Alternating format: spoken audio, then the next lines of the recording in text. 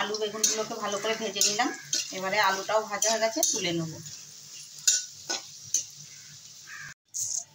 মাছের রেসিপির জন্য আগে থেকেই মশলাটা বেটে নিয়েছি। এখানে রয়েছে জিরে, আদা, রসুন, শুকনো লঙ্কা, টমেটো সব পেস্ট করে নিয়েছি। রয়েছে পেঁয়াজ কুচি, ফোড়নের জন্য রয়েছে শুকনো লঙ্কা, জিরে আর তেজপাতা। আমি আর তেল দেবো না, যা তেল রয়েছে এই তেলেই রান্না করে নেব। ফোড়নে দেবো গোটা জিরে, তেজপাতা, পেঁয়াজ কুচি,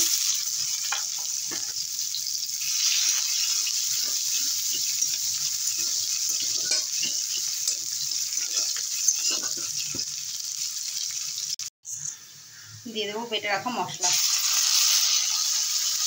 সামান্য একটু জল দিয়ে দেবো।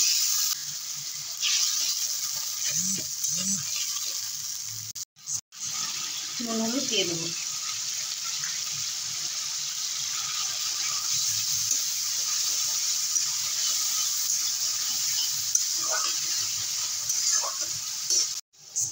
এবারে দিয়ে দেবো কাশ্মীরি লঙ্কার গুঁড়ো।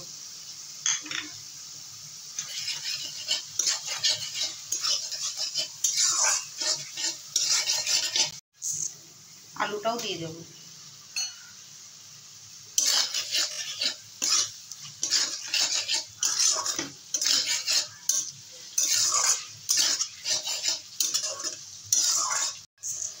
দিয়ে দেবো এক টুকরো দারচিনি আর একটা এলাচ, আদা থেতো করে দিয়ে দিলাম।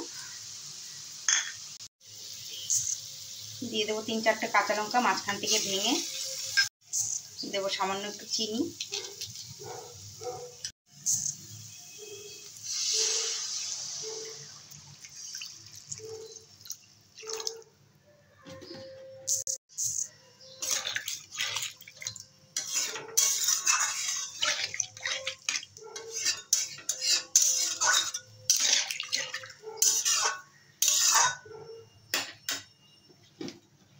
আরও একটু ঝোল দিয়ে দেবো।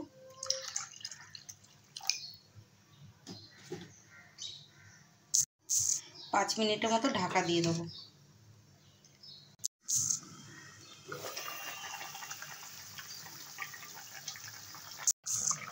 দিয়ে দেবো বেগুন ভাজা আর মাছ ভাজাটা।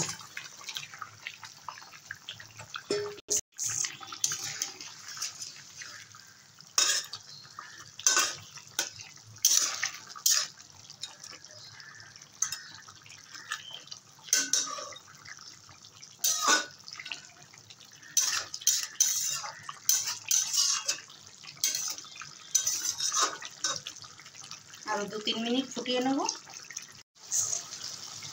রান্নাটা হয়ে এসেছে। দিয়ে দেবো একটু ভাজা মশলা। এই মশলাটা দিলে ফ্লেভারটা বেশি ভালো আসে বন্ধুরা। আপনারা যদি এভাবে রেসিপি রান্না করেন তাহলে কিন্তু এরকম ভাজা মশলা একটু উপর থেকে দিয়ে দেবেন, তাহলে দেখবেন খেতেও টেস্ট লাগে আর একটা ফ্লেভার আসে ভালো।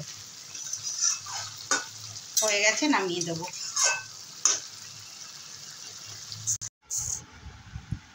আজকের আর মাছের কালিয়াটা কেমন হলো বন্ধুরা কমেন্ট করে জানাতে কিন্তু একদমই ভুলবেন না। আর ভালো লেগে থাকলে চ্যানেলটিকে সাবস্ক্রাইব করে বেল আইকনটি বাজিয়ে অন করে রাখুন। এরমই শর্টকাট রেসিপি আপনাদের কাছে পৌঁছে যাবে। পল্লবী শর্টকাট রান্না। তাহলে আজকে আপনাদের কাছে কোন রেসিপিটা ভালো লাগলো অতি অবশ্যই কমেন্ট করে জানাবেন। তাহলে পাঠিয়ে দিলাম, খেতে ভুলবেন না। ততক্ষণ ভালো থাকুন, সুস্থ থাকুন। রাধে রাধে, হরে কৃষ্ণ।